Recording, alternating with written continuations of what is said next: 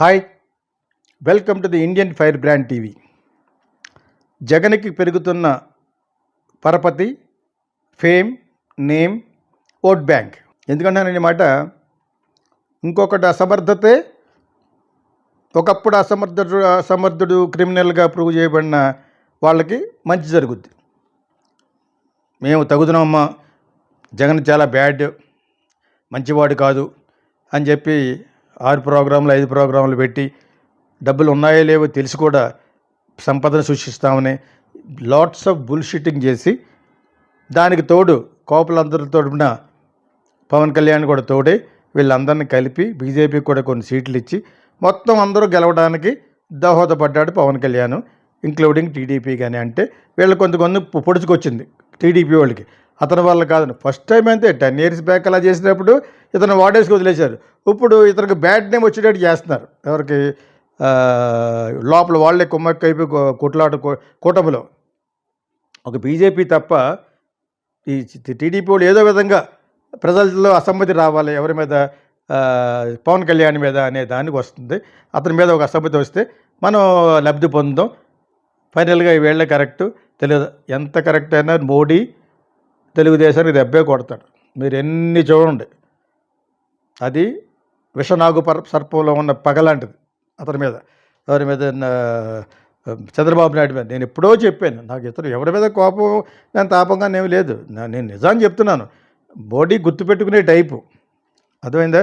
Otherwise ఆరోగ్యపరంగా మోడీ గారి కంటే ఆరోగ్యంగా, మోడీ గారితో సహా ఆరోగ్యంగా ఉండే వ్యక్తి ఇద్దరు ఉన్న 2 years అటు ఇటులో ఉన్న వాళ్ళే మోడీ అండ్ చంద్రబాబు నాయుడు. వీళ్ళిద్దరు రిటైర్ అవ్వక్కర్లేదని నేనే ఒక వీడియో కూడా పెట్టాను. దీన్ని అవకాశంగా తీసుకుని లోకేష్ లాంటి వాళ్ళు ట్రై చేసినా కూడా ఈయన ఇంకా కొంతకాలం మీ పార్టీ గెలిస్తే మటుకు ఈయనే ఉంటాడు. బికాజ్ అక్కడ మన పవన్ కళ్యాణ్ గ్రాఫ్ పడిపోతూ వస్తుంది కాబట్టి అతను మాట్లాడిన మాటలు అక్కడక్కడ తెలిసి తెలియకుండా మాట్లాడడం ఇవన్నీ అతనికి బూమరాంగ్ అయిపోతున్నాయి అనమాట. It is hitting him back. So ఇవన్నీ కారణం. నేను ఎక్కడ ఏవైతే సమస్య ఉందో దాని గురించే మాట్లాడతాను. ఒకసారి వాళ్ళ గురించి బాగా మాట్లాడారండి, ఒకసారి వీళ్ళ గురించి బాగా మాట్లాడలేదంటే, ఒకసారి వీడు బాగోలేడు బాగా మాట్లాడను, ఒకసారి వాడు బాగున్నాడు బాగా మాట్లాడతాను. ఏంటంటే ఇందులోనే వాళ్ళు ఏమైనా పెర్ఫెక్ట్ గాడ్సా? దేవుళ్ళు కాదు కదా. నేను దేవుణ్ణి కాదు. నేను అక్కడ జరుగుతున్నా చెప్తాను. ఎవరికి రాజకీయాల గురించి మాట్లాడుతున్నప్పుడు ప్రజల మనిషిని, సినిమాల గురించి మాట్లాడుతున్నప్పుడు ప్రేక్షకుడిని, సినిమా ఆడియన్స్ మనిషిని నేను చెప్తున్నాను. నీకు ఎంతకంటే ఎన్నిసార్లు చెప్తారు? నేను ఏ క్యాస్ట్ కానీ, దేనికి కానీ, ఏ పార్టీకి కానీ సపోర్ట్ చేయను, ఏ రిలీజియన్కి కానీ. నేను అందరినీ ప్రేమిస్తాను. ఒక్కొక్క క్యాస్ట్లో ఉండే లోటుపాట్లు బయట పెడతాను. అందులో ఎక్కువ ఫాల్ట్లు కమాసలో ఉందనుకో చెప్తాను. చెప్పకుండా ఎలా ఉంటాను? కాపుల్లో తెలిసి తెలుగుగా మాట్లాడే గుణం ఉంటే చెప్తాను. బ్రాహ్మిన్స్లో ఎలాగ ఉంటారు తెలిసిదా కూడా వాళ్ళు ఎలాగ ఉంటారని చెప్తాను. రెడ్డిస్ ఎలాగ ఉంటారు వ్యాపారాత్మకంగాను. మిగతా ఎస్టీ వాళ్ళు కూడా వాళ్ళు ఎలాగ ఉంటారు మీకు ఆల్రెడీ తెలుసు కాబట్టి వాళ్ళకి ఆల్రెడీ ఒక రిజర్వేషన్ ఉంది. వాళ్ళొక్కరికి ఎందుకు రిజర్వేషన్ ఇవ్వాలి? అందరికీ ఇవ్వాలి. బిలో పావర్టీ లైన్ ఉన్న కాపు, కమ్మ, రెడ్డి అందరికీ ఇవ్వాలని చెప్తారు. ఇది నా ఫిలాసఫీ, నా యొక్క ఎయిమ్ ఇది. వాళ్ళొక్కరికే కాదు, వాళ్ళకి ఇవ్వాలి, వాళ్ళతో పాటు వీళ్ళకి ఇవ్వాలి. పేదవాళ్ళకి బ్రాహ్మిన్స్లో ఉన్నారు, పాటు పేదవాళ్ళు, కాపుల్లో ఉన్నారు, కమ్మాస్ ఉన్నారు, రెడ్డిస్ ఉన్నారు. అది ఆధార్ కార్డు ద్వారా వాళ్ళకున్న ఆస్తుల ప్రకారంగా కనిపెట్టి అందులో ఉన్న పేదవాళ్ళతో సహా ఎస్టీ బీసీలకు ఇవ్వాలి.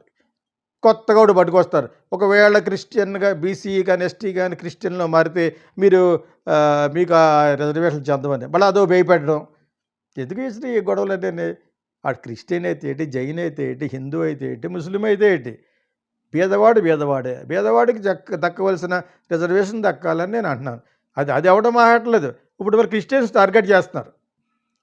క్రిస్టియన్ మీరు ఒకవేళ కన్వర్ట్ అయ్యారు కదా, నీకు రాదు అంటున్నారన్నమాట. ఏటో ఇది ఈ సునకానందం నాకైతే అర్థం అవ్వట్లేదు. ఇప్పుడు జగన్కి ఎందుకు గ్రాఫ్ పెరుగుతుందంటే, మౌనం ఎప్పుడు కూడా సైలెన్స్గా ఉండటం వలన చాలా చాలా ఉపయోగాలు ఉన్నాయి. ఈ కూటమిలో వాళ్ళే కొట్టుకుని పవన్ కళ్యాణ్ని బ్యాట్ చేయడానికి ప్రయత్నించిన ప్రయత్నాల్లో అతను గ్రాఫ్ యాంటీ ఇన్కంబెన్స్లో అతను పెరుగుతుంది. యాక్చువల్గానే అతను 39-40% ఉందని చెప్తే మా ఫ్రెండ్ ఎవడను ఏం జరగదురండి. ఎందుకు జరగదయా? నీకు తెలియక. నేను నీకంటే ముందు నుంచి పాలిటిక్స్గా గమనిస్తాను. నువ్వు అంటే లోకల్ పాలిటిక్స్ తాడేపల్లి కూడా ఒకటే చూస్తున్నావు. నేను ఇంటర్నేషనల్ పాలిటిక్స్ కానీ తెలిసి నాకు ఎప్పుడు కూడా ఒకేలాగా ఉండిపోతుంది పాలిటిక్సే. కరుణానిధి కంటే గొప్పవాళ్ళే కదా, ఎంజీఆర్ కంటే గొప్పవాడు కాదు, జయలలిత కంటే వెంగెన్స్ ఉంటుంది కదా, కక్షపూరిత రాజకీయాలు చేసేవాడు ఎవరికి లేదు. వీళ్ళు ముగ్గురిని చూసి ఉన్నాను నేను అక్కడ చదువుకున్నప్పుడు. అంచేత అందరి దృక్పథాలు, అందరి యొక్క యాటిట్యూడ్లు తెలిసి నాకు. అన్ని జగన్ మళ్ళీ పైకి రావడం ఏడు గ్యారంటీ. వీళ్ళు ఇలా కొట్టుకుని ఒక వాలంటీర్ని కూడా ఇస్తానని 5,000 కూడా ఇవ్వకుండా ఇటువంటి ఎన్నో అన్యాయాలు చేస్తుంటే వాళ్ళ తరపున ఎందుకు మాట్లాడినా కూడా కూటమి ఇస్ అట్టర్ ఫెయిల్. ఇంకొక 3 సంవత్సరాల్లో మొత్తం పోతుంది. ఇది ఎవరికి ప్లస్ వస్తుంది? ఒకడు పోవటం వలన రాజుగారి పెద్ద భార్య మంచిదంటే చిన్న భార్య బ్యాడ్ అయిపోతున్నట్టే కదా! ఆ విధంగా కూటమి బ్యాడ్ అయిపోద్ది కాబట్టి ఇతను గ్రాఫ్ పెరుగుద్ది. ఇతను కొంచెం జాగ్రత్తగా ఉండాలి ఇక్కడ. జగన్ను లూజ్గా మాట్లాడకుండా జాగ్రత్తగా ఉండి ఎక్కడ హిట్ చేయాలో అక్కడ హిట్ చేస్తే హిట్ 3 లాగా హిట్ 4 నాని హిట్ 3 లాగా హిట్ 4 జగన్ కానీ చేస్తే డెఫినెట్గా ఈ విల్ కమ్ బ్యాక్ అగైన్ అని నా ఉద్దేశం. అతను గ్రాఫ్ పెరుగుతున్నట్టుగా నాకు అనిపిస్తుంది. డెఫినెట్గా ఒకరికి బ్యాడ్ వస్తున్నప్పుడు ఇంకొకటి మంచి జరుగుతున్నట్టుగా వస్తాయి. వాళ్ళ మార్కులు ఇందులో పడతాయి. That is called anti incumbency. ఇది నేను ఎందుకు రిమైండ్ చేస్తున్నానంటే కూటమి కరెక్ట్గా పనిచేస్తుందని. ఇలా చేయడం వల్ల నేను కూటమికి ఎగైనెస్ట్ ఏం కాదు కదా. నేను ప్రస్తుతం కూటమి గవర్నమెంట్లో ఉన్నానంటే వాళ్ళ పరిపాలనలో ఉన్నాను. ఒక ప్రేక్షకుడిగా, ఒక ప్రజలుగా ఉన్నాను కాబట్టి వాళ్ళు బాగా చేస్తే మంచిది. వాళ్ళు అసలు చేయకుండా మొత్తం గుటకాయిస్తూ అలా ఉంటే ఎలా ఉంటాడు. ప్లస్ దాంట్లో మళ్ళీ అతను సెపరేట్ చేసేస్తున్నారు. మన సనాతన ధర్మం గురించి మాట్లాడే పవన్ కళ్యాణ్ని ఆడేదో కషాయ వ్యవస్థలు వేసుకోని ఉన్నాడు, వీడికి ఓట్లు వేస్తే ఇంతేనా ఇష్టం వచ్చినట్లు మాట్లాడిస్తున్నారు. ఆ పైకి పెట్టినోటే మాట్లాడించాడు. అది ఇందాక ఒక ఛానల్లో చెప్పాను కదా, ఒక ఐటెంలో చెప్పాను కాబట్టి. సో ఎంత హాస్యాస్పదం అంటే వీళ్ళే చేయిస్తున్నారు. అది మరి చంద్రబాబు నాయుడు చేయిస్తున్నాడు, లోకేష్ చేయిస్తున్నాడు, ఎవడు చేయిస్తున్నాడు, అది మీకే దెబ్బ. కలిసి ఉంటే కలదు సుఖం ఉంది, కె విశ్వనాథ్ గారి టైటిల్ అది. కలిసి ఉంటే కలదు సుఖం. నువ్వు కలిసి లేరనుకో మొత్తం దెబ్బ అయిపోద్ది. అదే జరుగుద్ది ఇప్పుడు. ఏవద్దు దెబ్బ అయిపోతుంది. బాగా అయిందా ఏమంటాడు రవితేజ డైలాగ్ మీమ్స్లో వాడతారు. అయిందా బాగా అయిందా అంటాడు. అలాగా అయిందా బాగా అయిందా ఆయన దక్షావుడికి అది జగన్ మళ్ళీ వచ్చేస్తాడు. ఆల్రెడీ జగన్కి 39-40% ఉంది. అది ఇప్పుడు ఇంకో 20% పెరిగిపోయి 59 అయిపోయింది. ఇప్పుడు నా లెక్క తీసుకోండి కావాలంటే మీకు. ఇప్పుడు ఓటింగ్ పెడితే మీరు 10% దాంట్లో పోతారు. 10% ఇతనికి 70% వస్తే మీకు ఇద్దరికి కలిసి 30% రావడం చాలా కష్టం. అంత చండాలం అయిపోయింది విషయం. పవన్ కళ్యాణ్కి వీళ్ళకని వాళ్ళకే పెట్టేసుకుంటేనే ఫిట్టింగ్. ఇతను ఎందుకు ఎక్కువ వస్తుందంటే మీరు బీజేపీ ఎంత సపోర్ట్ చేసినా కూడా బీజేపీకి సౌత్లో పెద్దపీట రాదు. ఆ వచ్చేది కాస్త ఇక్కడ తెలంగాణలో కొంచెం వస్తుంది. కాబట్టి తెలంగాణలో కూడా కష్టం. Because Revanth Reddy is doing well. జపాన్లో కూడా అదేదో చూసి వచ్చారు, అదేదో బ్యాడ్ రివర్స్ని మంచి వాటర్ చేసి సిటీ చేయడానికి. అది కానీ పూనుకుంటే అతను ఉండటమే మంచిది ఇక్కడ సీఎం గాను. రేవంత్ రెడ్డి గారు ఉంటే కరెక్ట్. ఎందుకంటే నిజంగా అంతటి పూనుకుని మధ్యలో కాంట్రాక్టులు తింటారు. ఇంకా అవి ఎవడో ఏం చేయలేడు దానికి. ఇండియాలో ఏం చేయలేడు.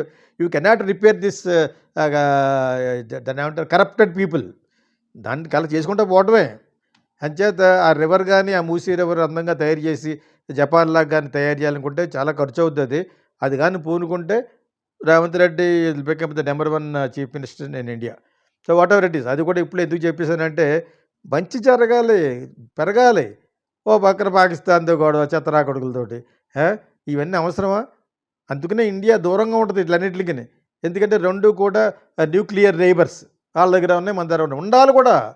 ఏ దేశాన్ని ఆ దేశాన్ని కాపాడుకునే హక్కు ఆ దేశానికి ఉంది.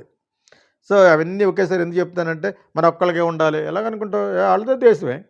సో ఇవన్నీ ఉంటాయి. వీటితో పాటు మనం డెవలప్మెంట్ అవ్వాలి. కాబట్టి జగన్కి ఓవరాల్గా గ్రాఫ్ ఎందుకు పెరుగుతుందన్నది ఇప్పుడు నేను ఎన్ని చెప్పాను. కాబట్టి వాళ్ళు కొట్టుకోవడం వలన వచ్చే మార్కులన్నీ కూడా ఎక్కువ వచ్చేస్తాయి. వాళ్ళు సరిగ్గా పరిపాలించని పాయింట్లన్నీ వీళ్ళు ఎక్కువ చూస్తాయి. ఇతను ఏం చేయనవసరం లేదు. వాళ్ళు కొట్టుకునే వాళ్ళ ప్రజల్లో వచ్చిన అసమ్మతి అంతా కూడా ఆటోమేటిక్గా it will be shifted to there is no other alternative. వేరే ప్రత్యామ్నాయం లేదు. ఎవడో వస్తాడు పాలు లాంటి ఎవడేస్తాడు ఆడు ఓటు, అతను ఓటు అతనిగా వేసుకోడు. ఎవరు వేస్తారన్నాను ఒక క్రిస్టియన్ పార్టీకి. ఆల్రెడీ ఒక ఎగ్జిస్టింగ్ క్రిస్టియన్ పార్టీ ఉంది, దట్ ఈజ్ వైఎస్ఆర్సీపీ. కాకపోతే అందరినీ సమానంగా ఒక లెవెల్కి పట్టుకొచ్చాడు వైఎస్ రాజశేఖర రెడ్డి గారు. ఆయన వేసిన పునాది మనవాడు వాడుకుంటున్నాడు. అంచేత ఇంకో క్రిస్టియన్ పార్టీ రాదు. ఎన్ని క్రిస్టియన్ పార్టీలు వస్తాయి? ప్లస్ నీకు అసలు ఏం పరపతి ఉందన్న, నీకు ఏం రైట్ ఉందని మాట్లాడడానికి. మాట్లాడితే పోలవరం ప్రాజెక్ట్ కట్టేస్తాను అంటే నేను మొన్న ఒకసారి అన్నాను. అయితే ఒకసారి కట్టి చూపించు ఆ మిగతాదంతాను. నన్ను గెలిపిస్తే గడిస్తాడు. ఇంతకంటే వెరిపు పుష్పాలు, చెవిలో పుష్పాలు దొరకలేదండి నీకు. మీ ఇంట్లో నీకు సరిగ్గా ఓటేయరు. నీ పక్కన ఉన్న ఇద్దరు అమ్మాయిలు ఉంటారు, వాళ్ళే వేయరు నీకు vote. What are you talking? Prajashanti party వచ్చేస్తుందట. నేను కానీ ఇతర దేశాల్లో ఉన్న అందరూ నన్ను పీఎంగా చూడాలనుకుంటారట. కేసీఆర్ కంటే దురాశపరులో ఉన్నబట్టి కేసీఆరే అతి దురాశ దుఃఖం అని ఒక చేయట్లాగా మొత్తం చాపకంగా వెళ్ళిపోయారు, తుప్పల్లోకి వెళ్ళిపోయారు. అక్కడ ఆఫీస్ ఓపెన్ చేసి డబ్బులు ఉన్నాయి కదా అని చెప్పేసి హడావుడి చేసేసి ఆ 10 మంది స్టేట్లతో వెళ్ళిపోతే ఇప్పుడు నీ రికార్డ్ ఏంటి, నీ గొడవ ఏంటి?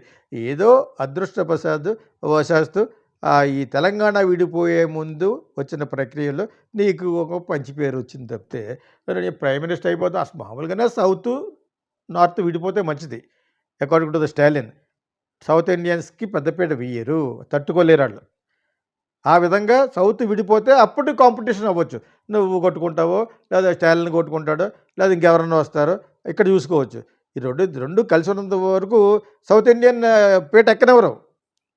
మ్యాక్సిమం వైస్ ప్రెసిడెంట్ వరకు వెళ్ళాడు.